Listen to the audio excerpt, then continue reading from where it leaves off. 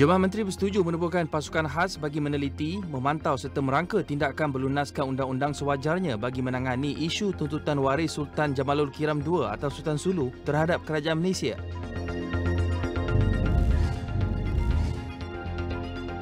Kementerian Komunikasi dan Multimedia seru media dan wartawan profesional agar tidak terus membiarkan golongan wartawan jadian mengambil alih peranan menyebarkan berita. Sebaliknya memainkan peranan yang lebih jitu dalam menyampaikan maklumat yang benar dan sahih.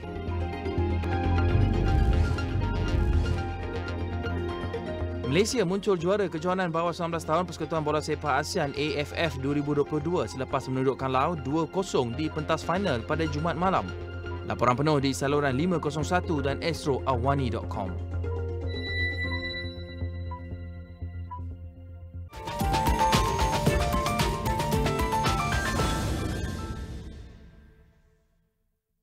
Hi, this is AWANI Global and my name is Saraya Mia. Diplomacy is the backbone of all international relations, and in conjunction with the 51st year of diplomatic relations between Poland and Malaysia, we have here on the show the Deputy Foreign Minister of Poland, Mr. Marcin Przydacz. So, Mr. Marcin will be talking about the future prospects of the Malaysian and Poland diplomatic relations, as well as what we can improve to better the relations between these two countries. Now, first of all, welcome on the show, and also welcome to Malaysia. I believe this is your first time here in Malaysia. Yes, it is. Thank you very much for having me. It is my first time, very first day of my visit. I just had a very productive, good talks at your MFA. So looking forward for the next meetings to come. I'm really excited that you actually are impressed with the development of Malaysia. But of course, we are going to get straight to our conversation. Now, Poland is actually a key country in Europe. It's located in Central Europe, and it acts as an encouragement to the Eastern neighbors in Europe. And in terms of economics, the Polish economy relies strongly on international trade. So, Deputy Minister, after 51 years of bilateral ties between Malaysia and Poland, what could be the common interests between these two countries? Well, I believe there are many common interests, despite the fact that we are geographically somehow maybe distant countries. Nevertheless, both of our countries are developing quite well. Both of our economies are doing very, very well. Interested in further development of trade exchange. I think many products which are being produced in Poland could find an easy way on your market and the other way around. There is still room for improvement in our economic relations.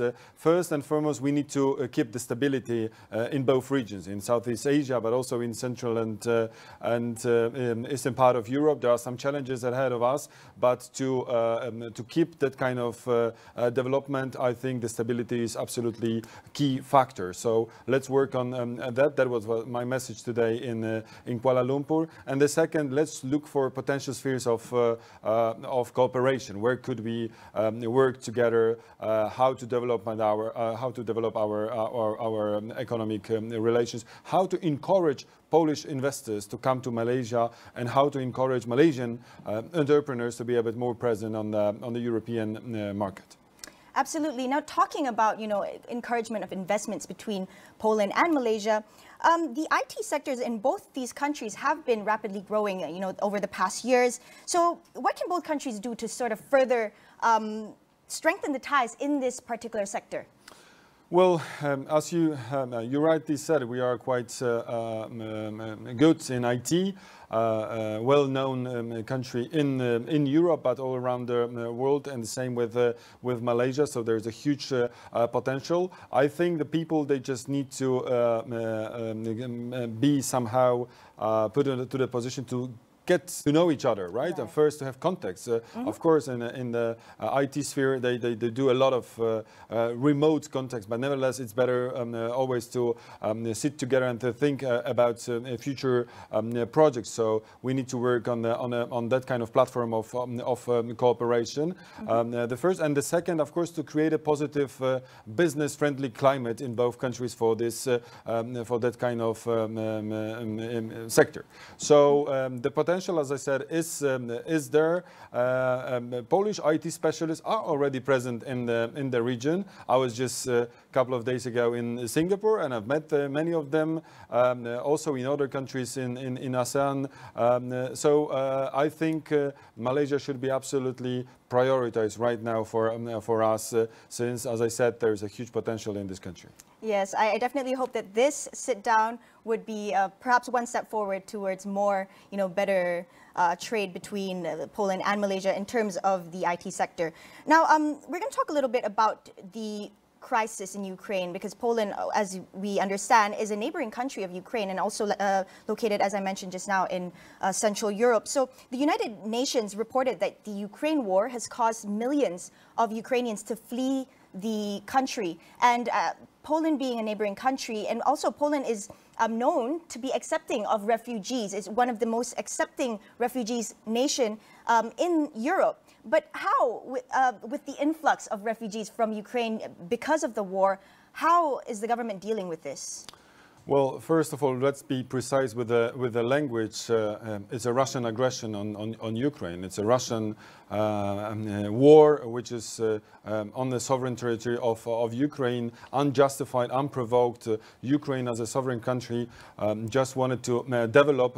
It was the Kremlin which decided to invade and to create a kind of sphere of influence, I don't know, a new colony as a kind of colonial policy towards Ukraine. That's why we cannot accept that kind of violation of international law. But you rightly said, we are affected by this instability. 6 million of Ukrainians had to flee this country. The vast majority of them came to Poland, across the Polish-Ukrainian border. 90% of those are women with kids. We've managed to somehow successfully accommodate those refugees in the Polish accommodation, I mean in the Polish life. Although there are some challenges, we offered refugees the access to the Polish labor market. We successfully enrolled thousands of Ukrainian kids to Polish schooling system. But of course, there are some costs.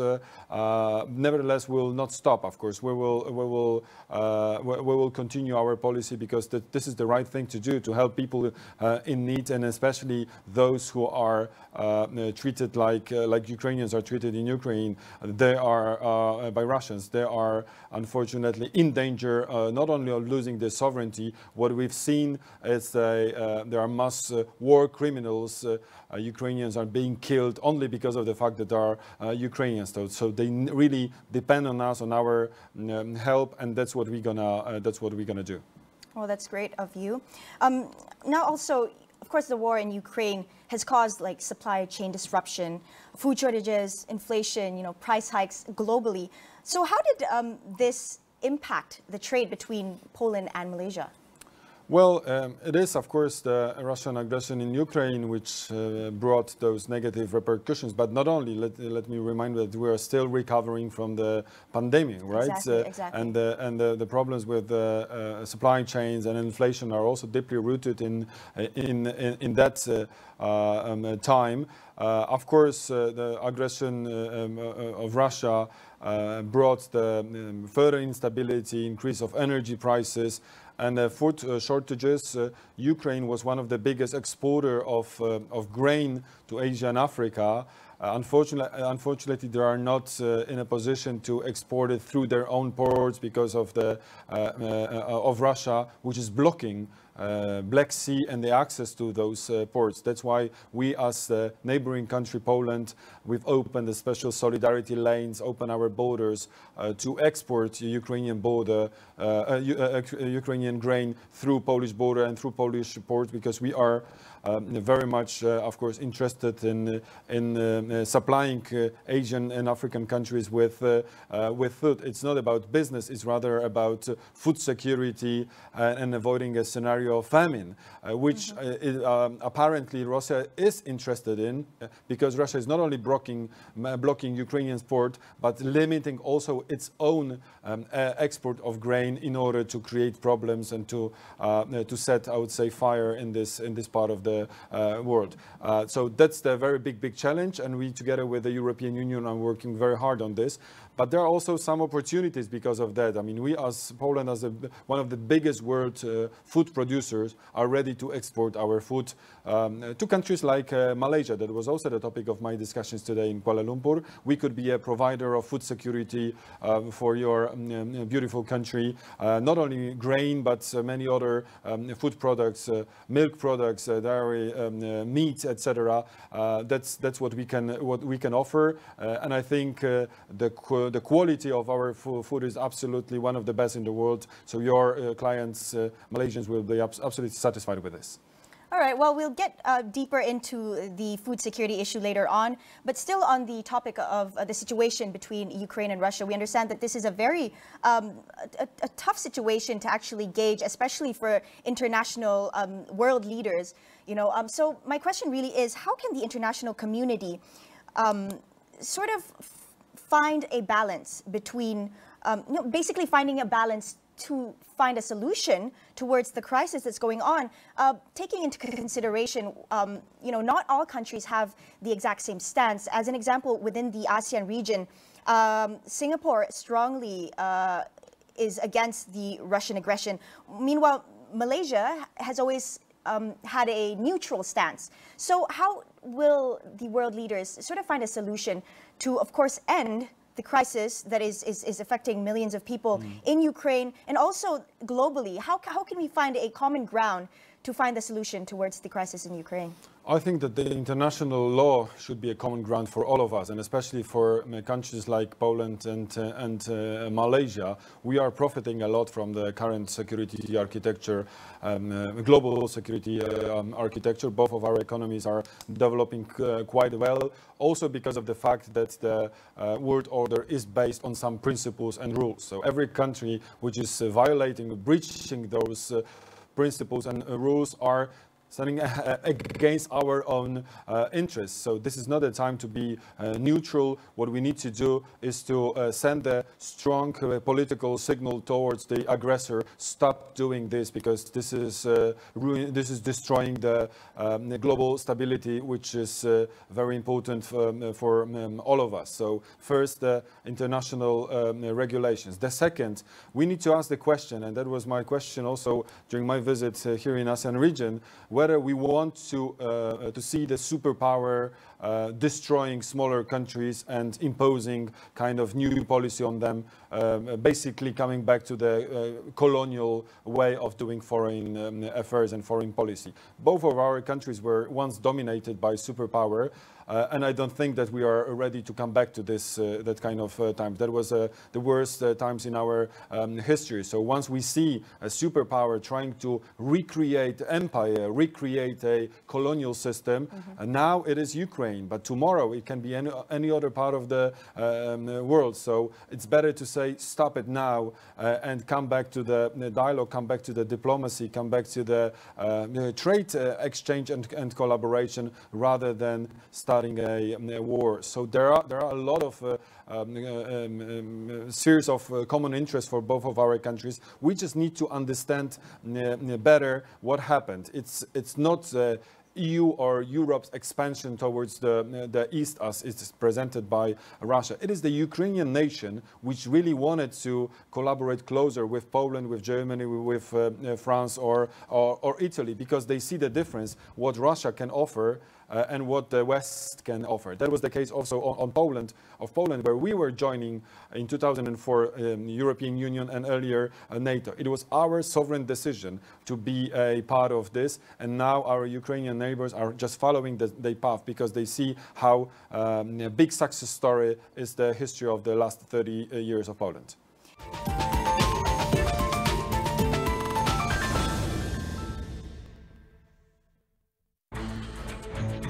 Yang telus dan tulus bersama yang paling dipercayai. Suara Malaysia, segenap dimensi, bergema merentas platform. Seimbang, terkini, laporan khas dan eksklusif. Saksikan segmen Sinar Awani Setiap hari 8 malam. Di saluran 501 Astro AWANI. Be inspired with an amazing lineup of shows this July. All the efforts to try and protect these seas are so critical. Gosh, this city just tears your heart. Fabulous. 1 minute bakers. What?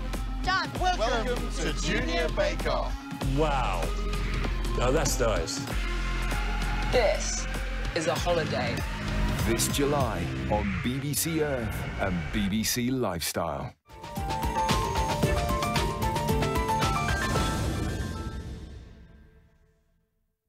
As you mentioned just now, Poland has been a member of NATO since 1999, and it's strategically important for the alliance. So how is Poland sort of engaging with the eastern neighbor as well as the West to find a solution, back at that solution to end the crisis? Well, the best solution to end this crisis would be to encourage Russia to withdraw its troops and stop killing people, killing civilians and destroying cities. That would be the best solution for all of us. So as for now, the only option to stop Russia is to continue the policy of sanctions, and that's what we are doing, and supporting Ukraine in terms of our humanitarian assistance, financial assistance, and many other ways of our support. And that's the role of Poland. We are kind of encouraging our Western partners to be a bit more active, and that's also the my goal here in ASEAN region, to share our perspective, but also encourage you to be even more active with regard to that. What about the fact that Ukraine is not a member of NATO? How is Poland engaging with NATO as well as the West to maybe help Ukraine in that sense to join the alliance? Well, Ukraine is not a member of NATO, so there is no Article 5 over Ukraine. Nevertheless, it is however, it's a partner for NATO, for all of us, and first and foremost, it's a country which was invaded by other superpower. That's why they deserve our support. But NATO is not engaged in this war. It's the Ukraine and Ukrainian people defending itself, defending its sovereign status, in its integrity, territorial integrity. And I can tell you, I've been many times in Ukraine since the outbreak of this war, and I can tell you they are very much motivated to continue what they are doing, because they know that they are fighting for their lives. Once they lose, they will lose not only the sovereignty of their country, but probably many lives of civilians, many women and kids will be killed. Just like yesterday in the very small city of Vinnytsia, a mother with a 3-year-old baby was on a walk in the park and was shot by the rockets launched by Russian army. That kind of stories are very much present on everyday life in Ukraine. We must stop it. Right, I can only empathize to that. Now, we're going to just change the conversation a little bit to another important topic, which is climate change. The topic has been in the forefront of most conversations in the recent years. So we understand as well that Poland has hosted the World Urban Forum this year in the metropolitan city of Katowice. Yes. And so Malaysia being still a sort of developing in many parts of the country, how can we learn from Poland in that sense? Because I believe that Katowice used to be the coal capital of Europe, and then it was changed into a green city. So what can we learn in that sense? Well, yes, there was a very successful conference named Urban Conference in Katowice. Malaysia was very represented, actively participating in this event, and thank you very much for your participation. Yes, Katowice and this Silesia region is a great success story. It was very industrial, based on coal and mining industry, because of a quite wise decision, political decision decision, but also engagement of local authorities. They've managed to change the structural economy of this part of the world into the IT region, where the IT specialists are working with new technologies. The university and the technical university which are placed in this region are doing very, very well, educating people. And then a lot of startups were settled there with, of course, a great engagement of foreign investors. So there are possibilities. I think we can share our experience. It took a couple of years. It didn't happen overnight. It took 30 years to make this transition, but it is possible with a little of engagement of people and the government. So, and the same with the environment policy, with the green policy. That was one of the biggest polluter in Europe, this part of the world. Once we transformed successfully Katowice and Silesia into that kind of economy, which is right now, it's doing much better. All those green technologies are implemented there. I think we can also exchange views on that and share our experience with you. Green technologies. That sounds very interesting. Now we're going to head to talk about the food security, as you mentioned just now. Yeah. So we understand that food security is a major issue across the globe. And of course, this has caused the agricultural production as well as agri-tech, agricultural technology to gain more traction in terms of investment. So what kind of sort of technology for agriculture that we can actually look at between Poland and Malaysia? How can we expand? How can we explore to improve trade between Malaysia and Poland in this sense? First and foremost, we need to improve the supply chains. I would say that the logistics between Asia and Europe, which was disrupted during the pandemic, need to be rebuilt. That's the first task to do. The second lesson taken from pandemic is that not only and not always the price should be the key factor in terms of food, because of that kind of problems, that when the producers and the clients are searching only for the cheapest, absolutely the cheapest product, then it may seem that it's on the other part of the world in quite unstable reality, that overnight that kind of provider could be somehow stopped from providing the food. So the security is something more than just doing simple business based on the cheapest, on the lowest price. So that's the second lesson, and the third, to exchange a bit experience between two economies. As I told you, there are many products and many investors, possible investors in Poland, which could be placed on your market, which could be present here with their offer.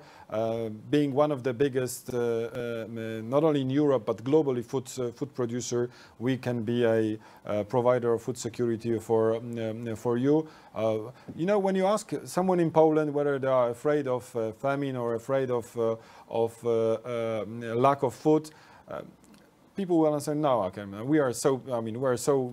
Even now, we're so big producers of food, meat, grain. That there are many other challenges, but we are pretty sure that we will not finish up with in hunger or something like this. So we can obviously be a provider of this security to others, not only in Europe but also to our Asian partners, including Malaysia. What about inflation and price hikes? As we know that, of course, the COVID-19 pandemic has impacted the world economy and society as well. So how is Poland recovering from this, on top of the impacts of the Ukraine war? How is Poland's economy recovering from these harsh impacts, as well as the society? How has that impacted Poland? Well, as every economy, we are having some challenges because of this post-pandemic world, and war just next to our border doesn't really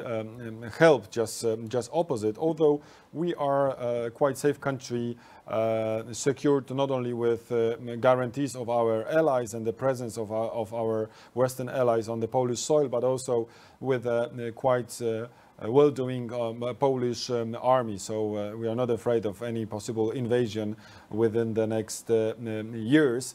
As I said, the inflation and the global problems are also, they do have also negative impact on us. So given this, we are doing quite okay. Our GDP is still growing, mostly because of the fact that Poles are quite hard-working people. I think just like Malaysian, that this ethic of labor or work is very high.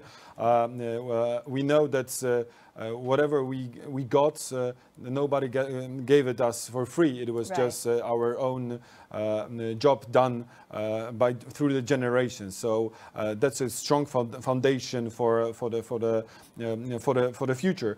But with inflation, of course, there will be some harsh decisions and difficult decision to be taken. Mm-hmm. Unfortunately, the recession is also ahead of us. So probably to really fight this inflation, it will take us a bit more than weeks, probably months, or even longer.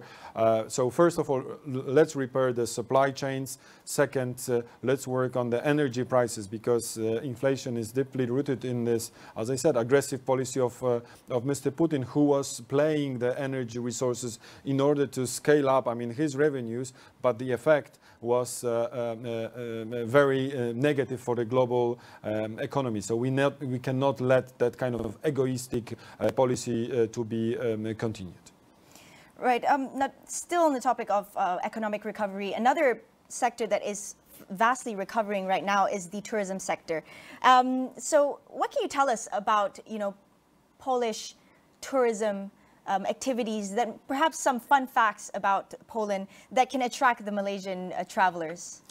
Well, first of all, Malaysia is such a beautiful country that there are Polish tourists coming here to see Kuala Lumpur, Malacca, and not only. So I think we don't need to encourage any Polish citizen to come to Malaysia. They know very well how beautiful country this is. But Poland, of course, maybe it's not that at this very moment popular tourist destination, but it is very attractive place to come, because of our history, beautiful cities, not only of Warsaw, but also Krakow, our former capital for many years, with medieval architecture. We do have beautiful mountains named Tatra Mountains, quite high, with special original people living there, Highlanders up there in the mountains, with their own specific culture, cuisine, and very open-minded people with a great hospitality. Lakes you can sail on in the Mazury region, just next to Lithuania. So many beautiful places to live, to visit, and to learn the history of Central Europe. Poland is the biggest country of the region. So I think for those who want to really learn a bit more about Europe, it's worth to go not only to Paris, London, or Rome, but also to the other part of Europe, starting from Poland, of course. You got me at history and culture. Well, that was Marcin Przydacz, the Deputy Foreign Minister of Poland. My name is Saraya Mia. That was AWANI Global. Thank you so much for watching, and we'll see you in the next episode.